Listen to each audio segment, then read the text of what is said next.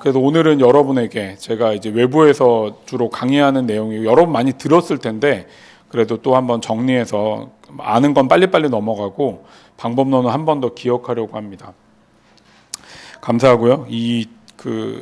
제가 아까 기도할 때 나눔했잖아요. 제가 기도 학교를 열었는데 기도 세미나를 침묵기도 세미나라는 이름으로 열었는데 이걸 해보고 나니까 마지막 주에 생각지도 못했던 되게 큰 되게 지치고 약간 되게 우울한 마음이 들었다고 얘기했는데 제가 이거를 이냐시오 영신수련에서는 영적 실망이라고 얘기했습니다. 이게 기억나시죠? 어디선가 기억이 나죠? 여러분께 이런 얘기들은 이제 좀 정리해서 2주 동안 좀 할 건데 이런 영적 실망은요, 기본적으로 이냐시오 영신수련에 정의하는 영적 실망은 사단이 우리를 하나님께로부터 멀어지게 만들기 위해 주는 시험, 이게 가장 기본적인 영적 실망입니다. 그러나 이거 말고도 되게 여러 가지가 있죠. 왜냐하면 우리 자신의 연약함과 죄 때문에 실망에 빠질 수도 있고요. 어쩔 때는 하나님께서 우리의 영적 성장을 위해 사단에게 시험을 받게 우리를 약간 허용해 두시는 시험도 있다고 이야기합니다. 그러니까 어쨌든 세 부류가 있는 거예요. 근데 저 같은 경우는 내가 생각을 잘못해서 사실은 영적 실망에 빠진, 그래서 영적 실망의 가장 기본적인 것은 사단이 우리를 하나님께 멀어지게 만드는 것이지만 그러나 우리가 하나님께 멀어지고 있는 흐름을 타고 있을 때 이걸 영적 실망의 시기라고 좀 더 폭넓게 표현합니다. 이해되시죠? 영적 실망은 하나님께 멀어지고 있는 사단을 통해 우리가 오는 어려움이라면 우리가 하나님께로 멀어지고 있는 어떤 방향을 취하고 있어. 내가 지금 하나님께 점점 멀어지고 있어. 그렇다면 저 공 주워주고 싶은데 어쨌든 간에 그런 영적 실망의 시기, 그래서 2가지로 구분합니다. 영적 실망이 있고 영적 실망이 어떤 큰 범주에 들어가 있다. 근데 제가 지난주에 있었던 건 약간 영적 실망의 범주에 들어가 있어서 영적 실망으로 완전히 빠지기 전에 조금 이제 빨리 깨달은 것들을 알게 되는 거죠. 여러분들이 이런 기도를 하다 보면 여러분의 상태를 파악하는 게 되게 중요해요. 이냐시오 영신수련을 이거를 여러 학자들이 되게 오래된 기도법이에요. 이냐시오가 1500년대 사람이기 때문에 벌써 이 기도가 500년이 넘었잖아요. 그러니까 이 기도를 되게 많은 어떤 책자가 나오는데 이 기도법을 리플렉티브 프레어라고 말합니다. 그러니까 자기 성찰적 기도법이에요. 그래서 이 성찰을 하는 것들을 오늘 이제 그거를 해야 된다는 걸 얘기할 텐데 이거를 해야 식별도 할 수 있고 이제 모든 걸 다 할 수 있습니다. 그래서 여러분들이 자기를 돌아보는 것, 이것들을 좀 해가면서 이렇게 기도를 같이 하면 좋겠다. 오늘 제가 이제 이 얘기하는 것도 들어 있으니까 잘 보시면 좋겠습니다. 네, 감사하고 넘겨주시면. 제가 제 책에서도 써놓은 얘기지만 기도는 보통 이렇게 돼 있습니다. 이 모든 기도가 이게 되게 이렇게 크게 범주를 크게 잡은 거긴 하지만 기도에 여기가 다 들어가 있습니다. 구성기도라고 하는 건 토리를 내어 하는 모든 기도를 말합니다. 통성기도, 방언기도는 다 여기 포함되어 있고요. 그 다음에 이제 침묵기도가 있습니다. 우리가 이제 1517년인가요? 그때 이제 종교개혁으로 지키는 때가 있잖아요. 그때 루터를 통해서 어떤 면에서 이제 종교개혁이 일어났다고 보는데 사실 그거는 다 바른 말은 아니지만 어쨌든 우리가 카톨릭에서부터 나오게 될 때 사실은 그때 제일 큰 이슈는 뭐냐면 신학이었어요, 신학. 왜냐하면 중세 신학 자체가 되게 보수적이고 어떤 면에서 예식화, 의식화되어 있었기 때문에 여기를 벗어나 믿음으로 하나님을 믿는 것에 관한 게 되게 중요해졌거든요. 그래서 이 어떤 믿음으로 살아가는 게 너무 중요했기 때문에 실제로 제가 이제 역사를 공부해 보면 물론 그때 당시 루터나 칼빈 같은 사람은 진짜 기도를 많이 했거든요.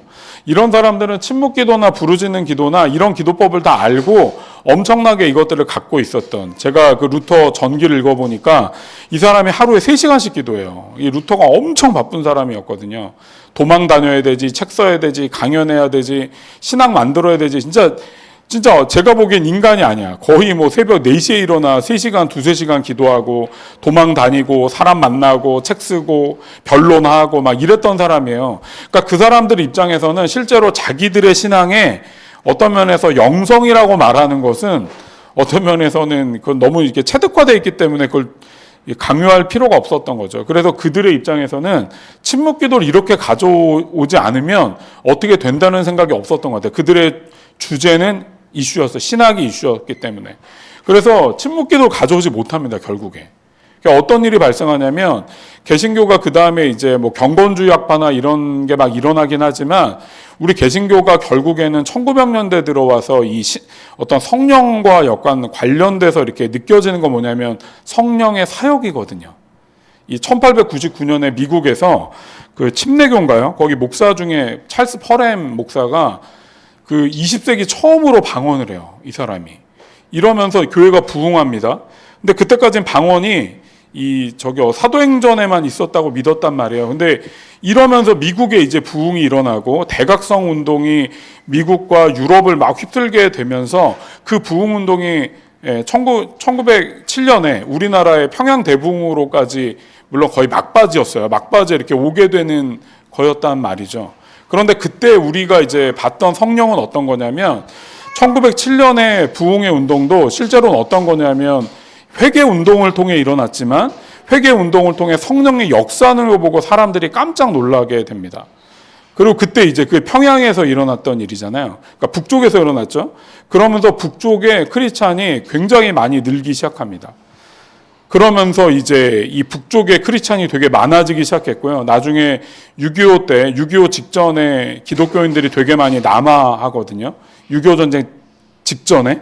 왜냐하면 북한에서 이제 토지 몰수를 하면서 이제 공산주의가 확립되면서 토지를 뺏겼던 많은 사람들, 핍박받았던 기독교인들이 거기서부터 내려오게 되는데 그때까지만 해도 1907년을 기점으로 이 기독교가 북쪽에서 되게 많이 이제 막 커져가기 시작합니다.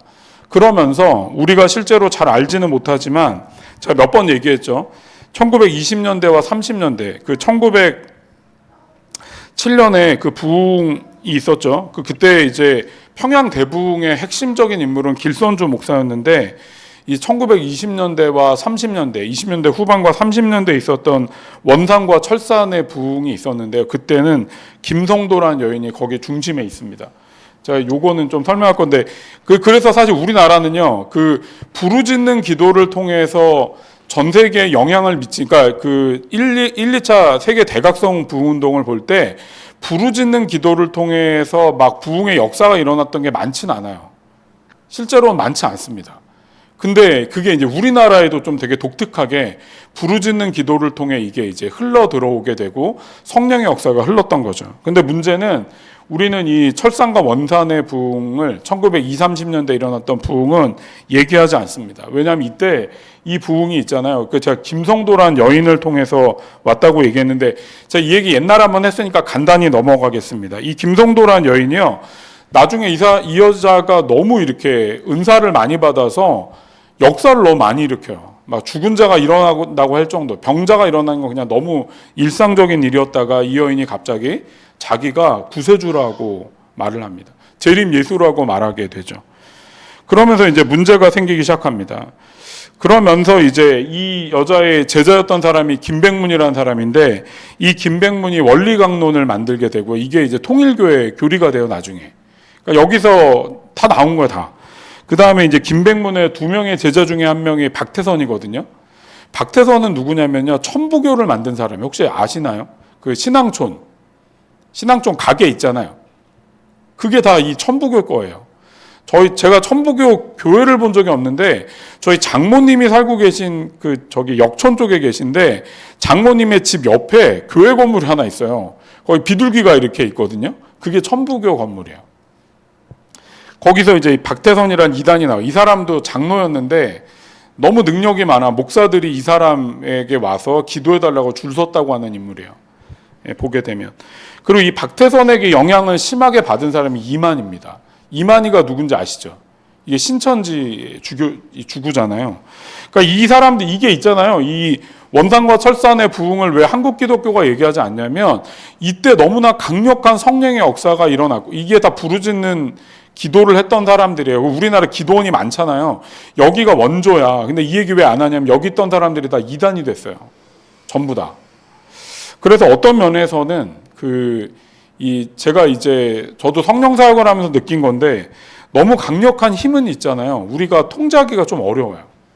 그러니까 우리 자신이 그런 그릇이 돼야 되는데 은사는 우리가 그릇이 되고 안 되고를 떠나 그냥 와. 그래서 이게 참 조심해야 된다는 생각을 제가 이제 기도를 하며 하게 됩니다. 그래서 제가 이제 뭘 보게 되냐면 예를 들어 김성도란 분이 있잖아요. 그렇게 은사가 많이 왔을 때 자기가 재림 예수라는 생각이 들 수는 있잖아요. 그렇잖아. 내가 능력이 많으니까 내가 병자를 살리고 예수처럼 막 그렇게 사역을 할 때 그런 뭐 드는 게 정상이라고 말하는 건 아니지만 사단의 음성이든 뭐든 그걸 들을 수 있잖아요. 근데 그거를 성찰하고 돌아봐야 돼요. 내가 이렇게 듣는 게 맞는 음성인가? 내가 지금 이렇게 하는 것이 하나님의 어떤 역사인가 아닌가를 돌아보지 못하게 되면 우리가 자기 성찰적인 신앙을 우리가 갖지 못하면 실제로는 이런 역사가 없더라도 있잖아요. 별 볼 일 없는 걸 하는데도 자기가 지금 잘하고 있는지 못하고 있는지를 돌아볼 수가 없어요.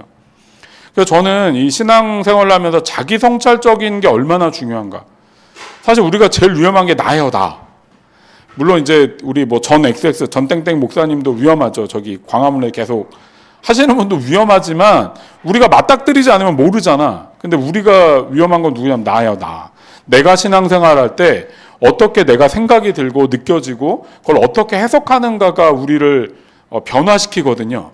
근데 그걸 성찰하지 않으면 나에게 떠오르는 생각이 다 맞다고 생각하거나 아니면 김성도 우리 나중에 할머니였었는데 이 할머니가 자기가 메시아라고 생각하는 생각들이 이건 사단이 준 거구나 라는 것들을 분별하지 않고 내가 은사가 많으니까 그걸 그냥 받아들이게 될 때 이 기독교는 어떤 면에서는 은사주의적인 이런 것들은 되게 심하게 갈 수 있다. 그래서 제가 은사사역을 하면 경험한 게 또 한 가지 있는데요. 제가 몇 번 얘기했지만 제가 되게 충격받은 게 뭐냐면 이렇게 성령사역을 하면 축사를 하거든요. 악한 영이 막 집회를 하다 막 드러나요. 막 비명을 지르고 막 그럼 이제 데려다 축사를 해서 기도를 해서 악한 영을 쫓아냅니다. 그런데 쫓아내는 게 되게 어려워요. 이게 여러 명이 체력도 많이 들고 뭐 영권이 있어야 된다고 하면 영권도 있어야 되는데 이거를 기도를 지속할 수 있는 체력이 있어야 돼. 되게 힘들어. 그래서 보통 2시간에서 한 4시간 걸리거든요. 이 팀이 있어도. 근데 그렇게 축사를 해요. 그런데요. 그 다음에 보면요. 또 그 들어가 있어. 제가 이거를 몇 년 경험하고 제 이제 그 기도했던 스승들과 함께 보면서 좀 되게 약간 이게 뭐지? 아니 그렇게 힘들게 쫓아냈어. 얘도 정말 회개하면서 그 악한 영을 쫓아내고 싶어서 기도를 해서 나갔는데 이 얼마 지나오면 또 들어가 있어. 이제 제가 얘기를 하는 거죠. 왜 이런 일이 일어나냐. 그랬더니 그 사람이 사실은 기도하면서 수련회 와서 기도하면서 그 죄가 싫을 수는 있는데 사실 돌아가고 나면 또 외롭고 힘들고 이러다 보면 또 그 죄를 내가 원하게 된다는 거야. 그러니까 어떻게 또 그 죄를 져. 여러분 모든 죄는요 쾌락이 있어요. 모든 죄는요 쾌락이 있어요. 쾌락이 없는 죄는 없어요. 뭐 이렇게 그 죄가 뭐 말도 안 제가 그 심리학 공부할 때 놀란 게 뭐냐 어린 아이들이 있잖아요. 이렇게 물론 맑음이는 잘 자라고 있어 너무 다행인데 이렇게 어린 애들 중에 상처가 난 걸 계속 이렇게 긁어서 상처를 계속 이렇게 뜯는 애들이 있어요. 혹시 그런 애 보셨나요? 전 본 적은 있거든요. 이 애가 있잖아. 상처가 나면 이게 딱지가 지잖아. 그걸 계속 긁어서 또 피를 내. 그런 애 본 적 없으신가요? 애를 많이 보다 보면 보게 되는데 근데 그거를 심리학에서 뭐라 그러냐면 이 아이가 쾌락이 있다는 거 거기에. 딱지를 뗄 때 그게 아프거든요. 아픈데 쾌락이 있어. 그걸 떼요 계속. 이걸 안 하면 어떻게 돼? 감염돼. 엄마가 어떻게 여기를 이제 붙여놓고 막 감싸면서 못하게 하는 거야. 이게 죄가 그것과 똑같아요. 그래서 제가 이제 이 성령사역을 오래 하면 깨닫게 된 게 결국에는 마음밭을 못 바꾸는 한 아무리 축사를 많이 하고 그래봤자 환경이 또 바뀌면 내가 변하지 않았기 때문에 또 그게 들어온다는 걸 알게 돼. 물론 성령사역이 그래서 있어야 돼요. 그런 걸 알아야 또 그런 어떤 놀라운 사역을 통해 크게 변화도 일어나고 이렇게 되니까 돌아가지 않는 사람도 많이 있으니까. 근데 제가 그때를 통해 깊이 배운 건 뭐냐면 마음밭을 바꾸지 않으면 결국에 변화는 일어나지 않아요. 그래서 제가 더 이상 막 부르짖는 기도를 하긴 하지만 그렇게 많이 하지 않습니다. 뭐 그런 은혜가 필요하면 하나님이 주실 거라 믿지만 지금은 뭐 그렇게까지 하지 않아요. 그래서 저는 성찰적인 기도를 통해 마음밭을 바꿔야 된다. 전 이게 제가 믿고 따르는 바이고요. 물론 그렇다고 제가 뭐 엄청 잘 사냐. 저도 계속 넘어져요. 저를 성찰해 볼 때마다 아, 내가 여전히 이렇게 참 천박한 영성을 갖고 있구나. 내 자신을 많이 봐요. 근데 이제는 어떤 훈련이 되냐면 그런 나를 받아들이고 빨리 하나님께 갈 수 있는 힘을 좀 갖게 됐어요. 아, 내가 천박하다는 걸 이제 더 이상 감추지 않아도 돼. 난 원래 그러니까. 그렇지만 그래서 내게 주님이 필요하다는 마음으로 하나님께 가겠다는 마음을 갖게는 됐어요. 여기까지는 왔어. 여러분에게 이 침묵 기도를 가르치려고 하는 겁니다. 침묵 기도는 무슨 기도다? 자기 성찰적 기도다. 이제 물어봐요. 제가 이번에 그 세미나 할 때 어떤 친구가 저한테 묻더라고. 목사님, 근데요, 목사님 가르쳐준 성찰을 했는데 자기한테 속으면 어떡해요? 그래서 영적 동반을 하는 거예요. 영적 동반을 하면요, 그게 다 보여요.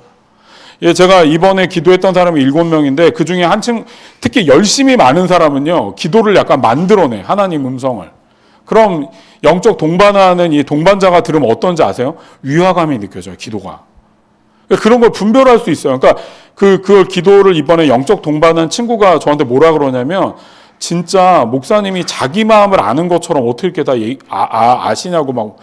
저는 나를 안 게 아니야. 난 질문을 던진 거야. 이 친구가 질문을 통해 자기가 깨달았어.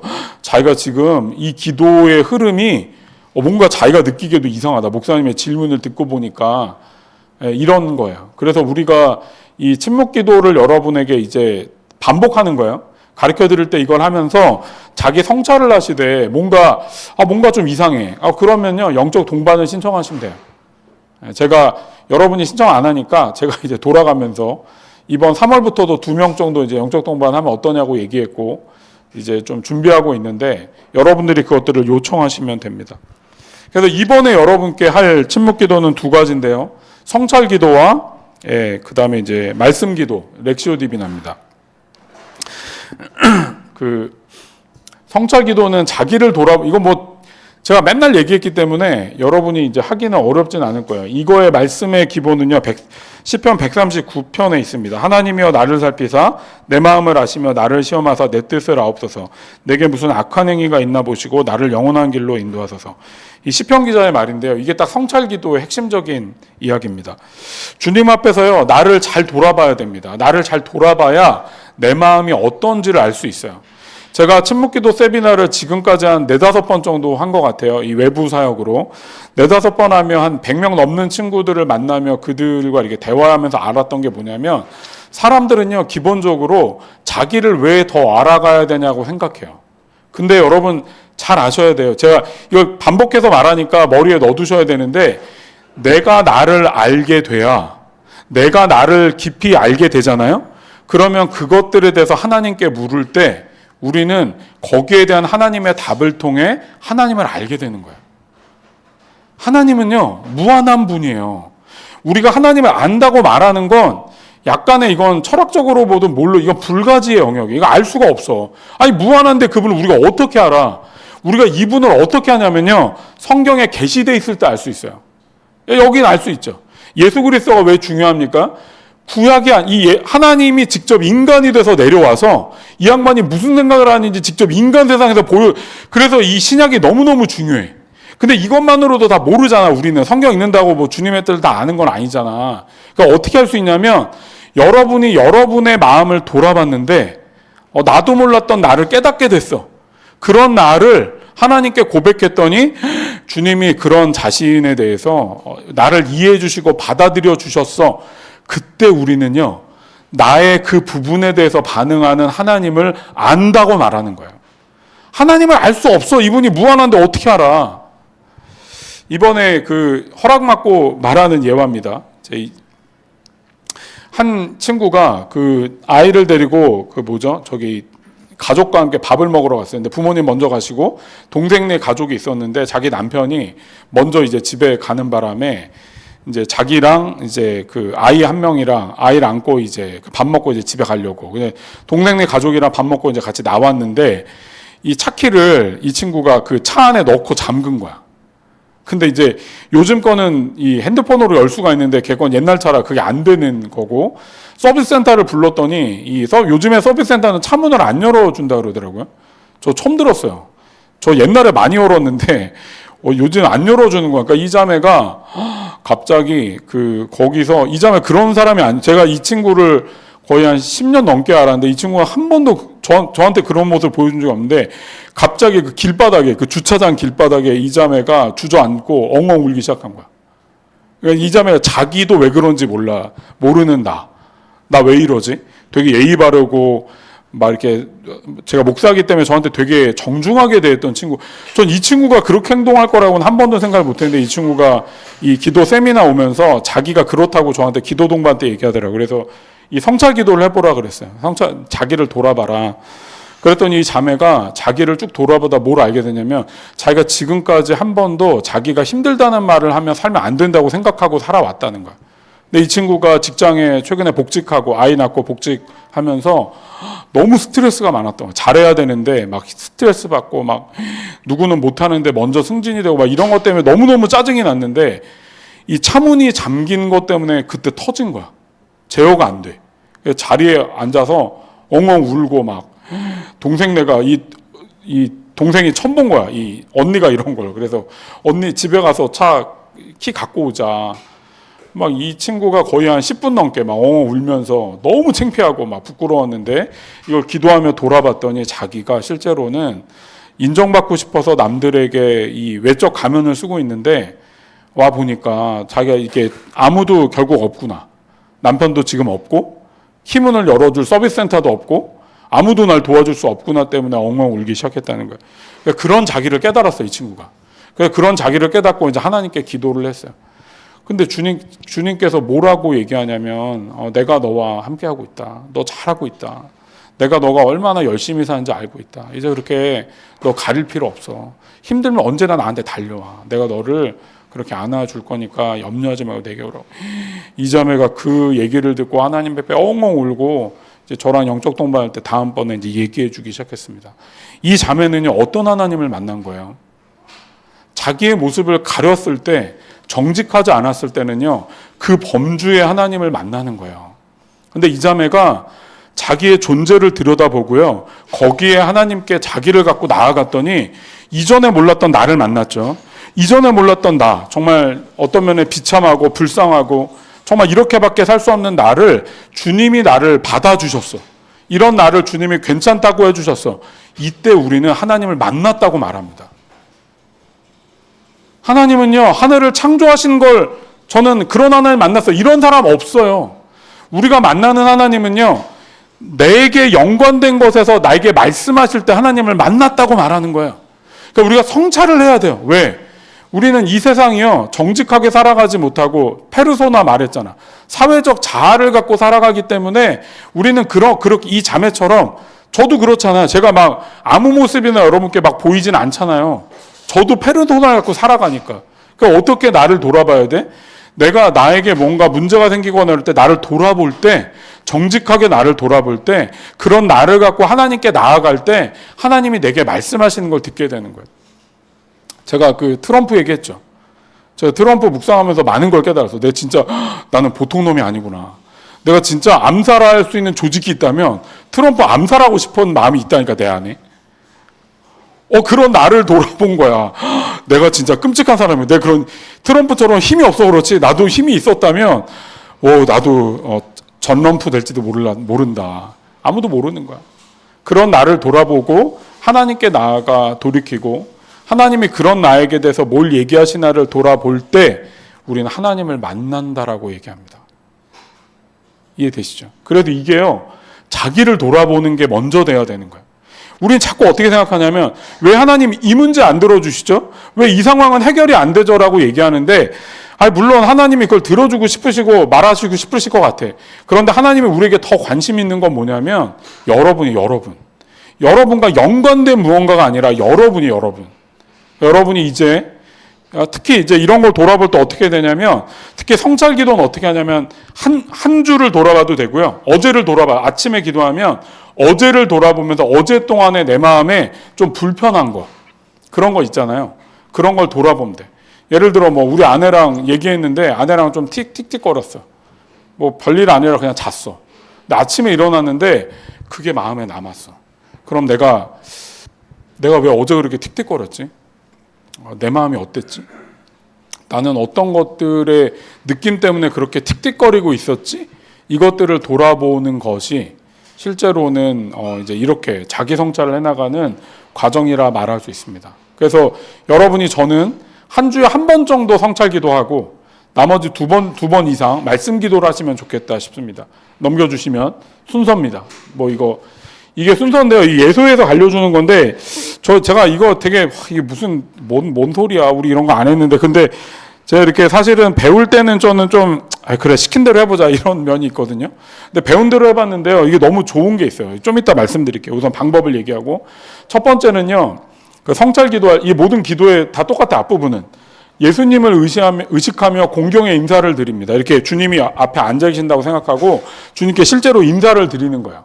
내 마음의 태도를 하나님 앞에 내가 공경하는 마음으로 오늘 섰습니다라고 마음 먹는 거죠. 두 번째, 성령의 인도하심을 구하는 것. 요건 이제 표로 만들어 드릴 거니까 나중에 보시고 따라 하시면 돼요. 성령님 오늘 기도 가운데 함께 해 주십시오. 그 다음에 이제 성령님께 하루를 돌아보는 것으로 생각과 감정을 돌아보며 자신들의 존재와 행위를 돌아보는 겁니다. 근데 여기서 중요한 건 나를 돌아보기만 하는 걸로 끝나면 안 돼요. 나를 어느 정도 돌아봤어. 내 마음이 이랬구나를 알게 되면 그런 나를 가지고 주님께 가지고 나가는 거야. 하나님 제가 어저께 이런 일이 있었는데 이런 일 때문에 아내에게 되게 못나게 굴었던 것 같아요. 제 자신이 되게 못나 보이고 막 고집 부리는 것 때문에 제가 진짜 너무 찌질한데 이런 나를 보니까 너무 참 짜증이 나네요 라고 주님께 가서 주님은 그런 나에게 뭐라고 말씀하시는가를 듣는 것, 이게 성찰 기도입니다. 만약에 나를 돌아보는 걸로 끝나면 성찰이에요. 이거는 이해되시죠? 근데 우리는 성찰을 하려는 게 아니야. 성찰에서 더 나아가 이런 나를 주님은 뭐라고 하실까를 돌아보는 거예요. 제가 이렇게 가끔 우리 호유령님과 우리 윤경 우리 자매님 같이 이렇게 밥 먹거나 얘기할 때 있잖아요. 제가 놀라는 게 뭐냐면 선교사님들이 이걸 거의 다 하더라고. 왜냐하면 이게 주변에 많이 없어서 그런지 이런 성찰 기도를 거의 하고 계셔. 이런 방법을 하지 않을 뿐 나름의 성찰을 하고 돌아보고 하나님의 음성을 들어요. 우리가 그걸 해야 돼요. 자기를 마음이 뭔가 불편한데 남아있어. 그 마음이요 해결 안 되면요 우리 어딘가의 존재에 그게 붙어 있어요. 그게. 그걸 해결해 가는 게 되게 중요해요. 그래서 넘겨주시고요. 어쨌든 요 세 개가 되게 중요합니다. 어쩔 땐 회개하고요. 하나님의 마음의 사랑으로 표현하고 내일의 은혜를 구하며 마치되 여기서 되게 중요한 건 1, 2, 3번이에요. 1, 2, 3번. 자기를 돌아보고 하나님께 어떨 때는 그 하나님께 대화하면서 담화라고 하는데 하나님과 담화하면서 음성을 듣고 거기에 은혜가 있으면 머물러도 되죠. 어떨 땐 회개할 게 있으면 회개하셔도 되죠. 근데 순서를 다 하는 게 중요한 게 아니라 나를 돌아보고 하나님께 그런 나를 가지고 나아가 주님은 뭐라고 말씀하신지를 듣는다. 이게 성찰기도의 핵심이라고 말할 수 있습니다. 혹시 질문 있으실까요? 여기 성찰기도에?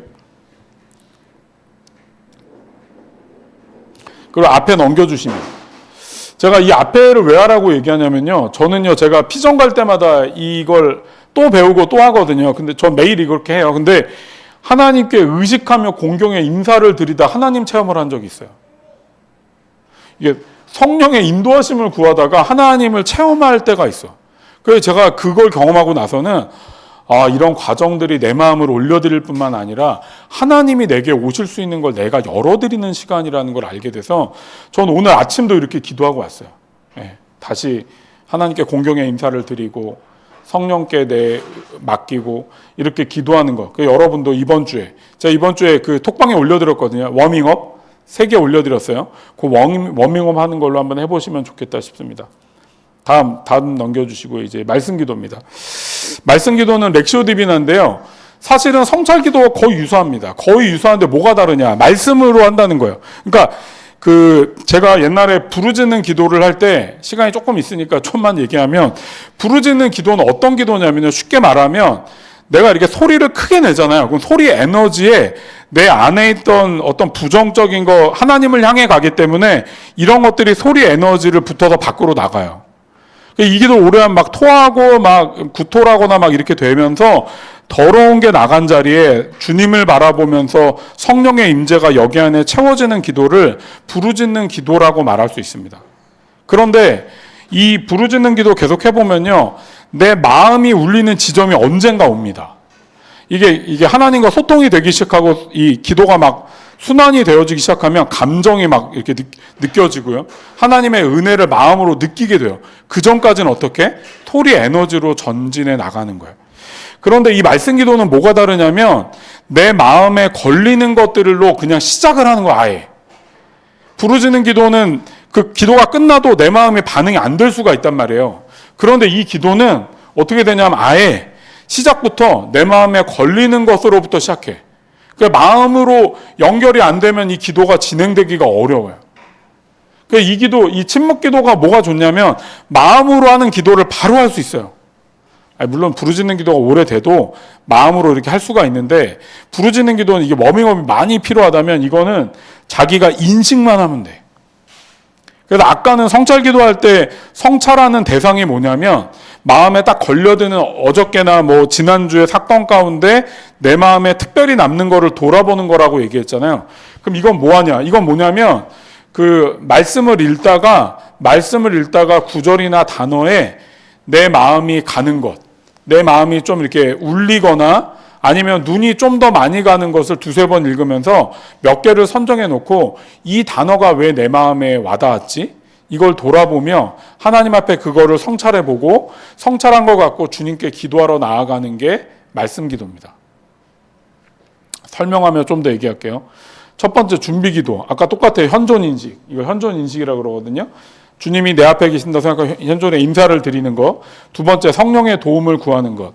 기도를 통해 얻고자 하는 청하는 은총을 갈면, 제가 이번에 그 톡방에 보면 청하는 은총이 각각 기도마다 있어요. 그거를 이제 읊조리는 거예요. 다음 넘어가 주시고. 방법은 이렇습니다. 첫 번째 성경 말씀을 순서대로 되새깁니다.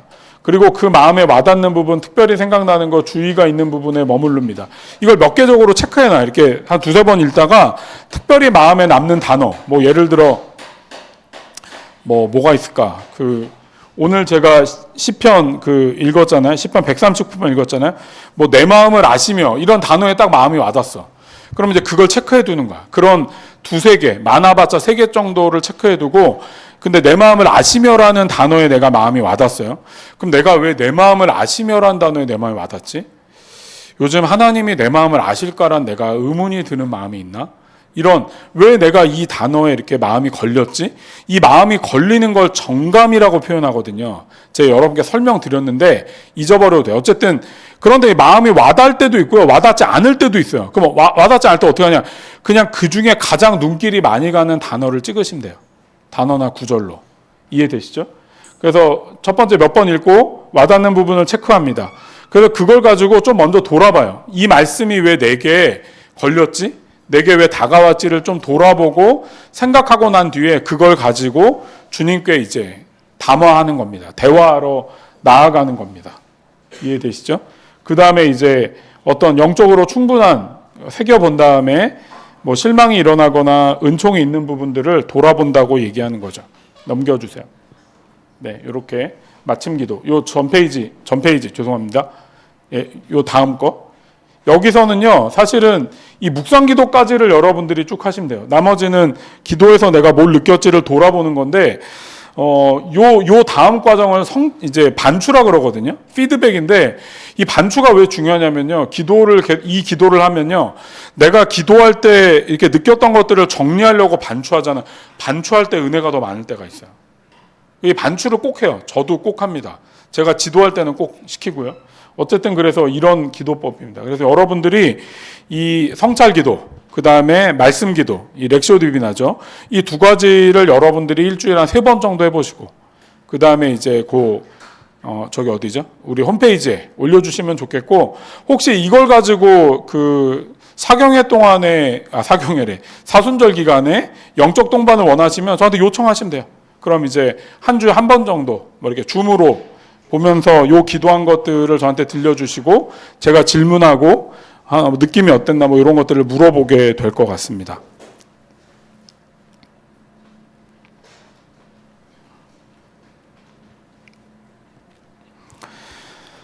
최근에 제가 기도를 시켰는데 어떤 분의 나눔입니다. 마태복음 11장 28절에서 30절을 이 말씀 기도를 했어요. 수고하고 무거운 짐진 자들아 다 내게 오라. 내가 너희를 쉬게 하겠다. 그런데 이분의 마음에 이 무거운 짐이란 단어에 확 마음이 확 꽂힌 거야. 왜 무거운 짐이 나한테 이렇게 꽂혔을까를 돌아보니까 자기가 지금 살아가는데 너무 무겁다는 생각이 드는 거야. 내 인생이 지금 너무 무겁다. 내 삶이 지금 뭔가 이렇게 근데 왜 이렇게 무겁지 나는? 근데 하나님께 이렇게 맡기라고 얘기하는데 맡기지 못하겠다는 거야. 하나님이 진짜 나 도와주실까? 정말 하나님이 내 하나님이 맞을까? 내가 잘 못 사는데도 하나님 내 하나님일까? 그래서 내가 열심히 하는 것, 정말 어느 정도 열심히 하고 하나님께 맡겨야 되는데 맡기는 걸 못한다는 걸 이분이 깨달았어요. 그러면서 이분이 이걸 기도로 가지고 나가는 거예요. 하나님, 제 인생의 짐이 너무 무거운데 주님께 못 맡기겠어요. 주님이 저를요 진짜 사랑하시는 게 맞나요? 근데 이분이 그 기도를 하면서 자기를 향해 웃고 있는 주님의 얼굴을 보게 돼요. 거기서 이분이 이제 대성통곡을 하는 거야. 나는 하나님이 나 어떻게 보실까? 하나님 진짜 나를 사랑하시는 게 맞나를 걱정하고 있는데 이분이 나를 보고 환하게 웃고 계시는 걸 보면서 주님의 사랑에 변함이 없구나. 이걸 깨닫고 이분이 대성통곡을 합니다. 그러면서 이분이 이제 깨달아. 하나님은 언제나 나한테 이걸 내려놓으라고 얘기했는데 내가 못 믿고 있구나. 주님께 이제 기도를 해요. 주님, 내가 나를 보시는 주님 앞에 나도 그렇게 웃으며 나아가길 원합니다. 정말 내 짐을 주님께 맡겨드리고 나아가길 원합니다라고 기도했다고 했던 분이 최근에 요 기도 영적 동반 저랑 하게 됐습니다. 이건 이런 거죠. 마음으로 나를 이 단어가 걸리는 게 왜 걸릴까요? 그게 나와 연관이 있기 때문이에요. 거기서 날 돌아보는 거야. 그렇게 성찰을 하고 그걸 돌아보고 난 후에 그런 마음을 갖고 주님께 나아가는 것. 이거를 말씀 기도라고 할 수 있습니다. 여기까지 혹시 궁금한 거 있으실까요? 오늘은 강의예요. 설교기도 하지만 궁금하거나 이거 어떻게 이런 거 있을까요? 개인적으로 나중에라도 물어보시고 몇 가지 기억해야 될 거 말씀드리겠습니다. 첫 번째 정말 제가 이건 맨날 제가 강의할 때는 귀에 못이 박히게 얘기하는데 그냥 여러분으로서 만나야 돼요. 좋은 여러분 필요 없어요. 하나님은요 여러분과 나를 알아. 그래서 제가 옛날에 강의 들었던 것 때 어떤 사도 바울보다 난 못해. 나는 어떤 목사님보다 못해. 근데 하나님의 기준은 그 9천조 680억. 그분의 그 단어야. 하나님의 기준은 9천조 680억. 근데 주님이 보실 때 바울은 한 20. 근데 이제 우리는 5, 4. 근데 9천조 580억이 주님의 만족할 이거가 이제 끝이야. 근데 전부 우리는 30, 5, 4. 주님 보기엔 다 똑같다는 거야. 그래서 여기서 제일 중요한 게 뭐냐면 있는 그대로의 나를 마주해야 돼요. 더 좋은 나 이런 거 필요 없어. 그냥 여러분 그대로로 하나님께 나아가는 게 되게 중요하다. 두 번째, 이거의 기도 시간은 30분은 하셔야 됩니다. 한 자리에 앉아서 끝날 때까지 30분. 보통은 40분 해야 되는데 그렇게 하면 안 할지도 모르니까 조금 줄여드리겠습니다. 그리고 가능한 이것들을 할 때는 침묵을 유지하시면 좋겠어요. 특별한 경우가 아니면 찬양을 틀어놓거나 이러지 마. 너무 무서워. 우리 집에 혼자 있을 때만 기도해서 무서워. 그런 분은 어쩔 수 없지만 대부분은 좀 침묵 가운데 기도해 보시고 가능하면 기도가 끝난 다음에 이렇게 그 교회 홈페이지에 쓸 거잖아요. 그 쓰는 거를 딴 데다 이렇게 옮겨놔서 내가 기도한 것들을 쭉 한번 적어보는 것도 되게 큰 도움이 될 것 같습니다. 마지막으로 제가 본문 하나 올려달라. 여기군요. 본문 올려드렸죠? 성찰기도 한번 하시고 두 번은 말씀 본문 드립니다. 그래서 여기 청하는 은총도 이렇게 넣어놨어요. 요거를 그때 고백하시면 되고요. 나머지는 성찰기도를 해보시면 좋을 것 같습니다. 이번 주 워밍업. 기도는요, 여러분 정말 기도를 하셔야 됩니다. 제가 이번에 그 세미나 끝나고서 이제 한마디씩 했는데 진짜 한 친구가 그러더라. 모든 교인이 다 들어야 될 것 같다. 우리 교회 사람 다 듣게 하고 싶다. 그분이 저 분당 우리 교회에 다니시는 분인데 거기 다 듣게 하기는 어렵겠지만 어쨌든 여러분 기도하셔야 돼요. 그래서 이번 주에 다음 주부터 사순절에 이제 기도를 다시 해가려고 하니까 이번 주부터 이 본문으로 기도를 좀 해주시면 좋겠다. 싶은 생각이 듭니다.